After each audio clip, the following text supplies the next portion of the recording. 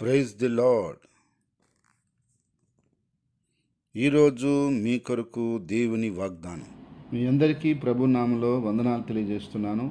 మీరు తెలియజేస్తున్న మీ సమస్యలన్నిటి కొరకు నేను ప్రార్థన చేస్తున్నాను. తప్పకుండా దేవుడు మిమ్మల్ని దీవించి ఆశీర్వదిస్తాడు. ఈ యొక్క సందేశం మీకు ఆశీర్వాదకరంగా ఉన్నట్లయితే లైక్ చేయండి, కామెంట్ చేయండి, షేర్ చేయండి.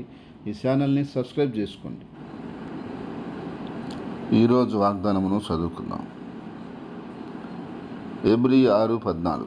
నిశ్చయముగా నేను నిన్ను ఆశీర్వదింతును, నిశ్చయముగా నిన్ను విస్తరింపచేతునని చెప్పును.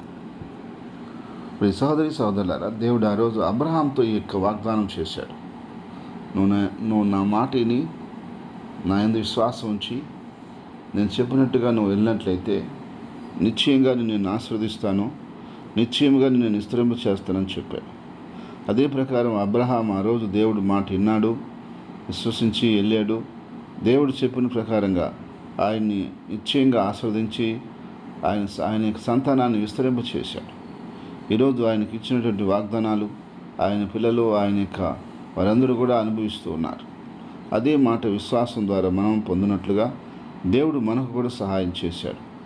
కాబట్టి గలతీ 3:13 ప్రకారంగా విశ్వాసులు కూడా ఈరోజు అన్ని జనులు కూడా విశ్వాసం ద్వారా ఈ వాగ్దానం పొందినట్లుగా దేవుడు మనకు కృపనిచ్చాడు. కాబట్టి ఈరోజు నా ప్రియ సహోదరి సహోదరుడా, నువ్వు దేవుని యందు విశ్వాసం ఉంచి ఆయన యొక్క రక్తంతో కడగబడి ఆయన మార్గంలో విశ్వాసంతో నువ్వు జీవిస్తున్నట్లయితే ప్రభు ఈ వాగ్దానం నీకు కూడా చదివిస్తూ ఉన్నాడు.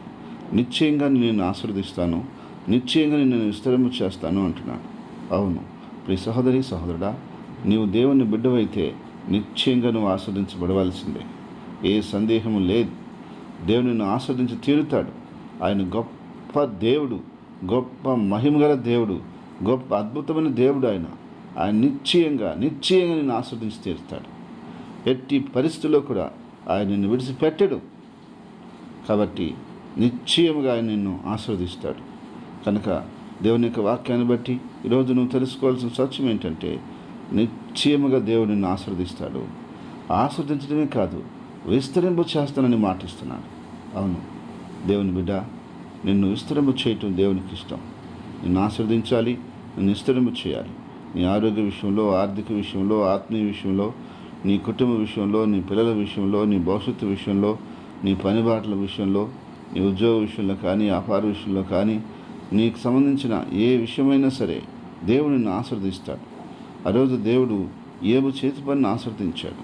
ఆ రోజు ఆయన భక్తులు ఎందరినో దేవుడు ఆశీర్వదించాడు. కాబట్టి ఈరోజు వరకు కూడా వారి సజీవమైన సాక్ష్యాలు మన ముందున్నాయి. వారు పొందిన మేలులు మన ముందున్నాయి. వారిని గురించి ఈరోజు వరకు మనం ధ్యానం చేస్తున్నాం. అయితే ఈరోజు అనుజనులైనప్పటికీ ఆయన విశ్వాసం ఉంచడం ద్వారా మనం కూడా ఆ వాగ్దానాలను పొందుకోవడానికి అర్హత పొంది ఉన్నాం. కాబట్టి దేవుడు నిశ్చయంగా మనతో చెప్తున్నాడు, నిశ్చయంగా నేను ఆశీర్వదిస్తాను, నిశ్చయంగా నేను విస్తరింప చేస్తాను అంటున్నాడు. ప్రియ సహోదరి సహోదరుడా, నువ్వు నిజమైన ప్రభు బిడ్డవైతే నిశ్చయముగా నువ్వు ఆస్వాదించబడుతున్నావు, నిశ్చయముగా నువ్వు విస్తరించబోతా ఉన్నావు.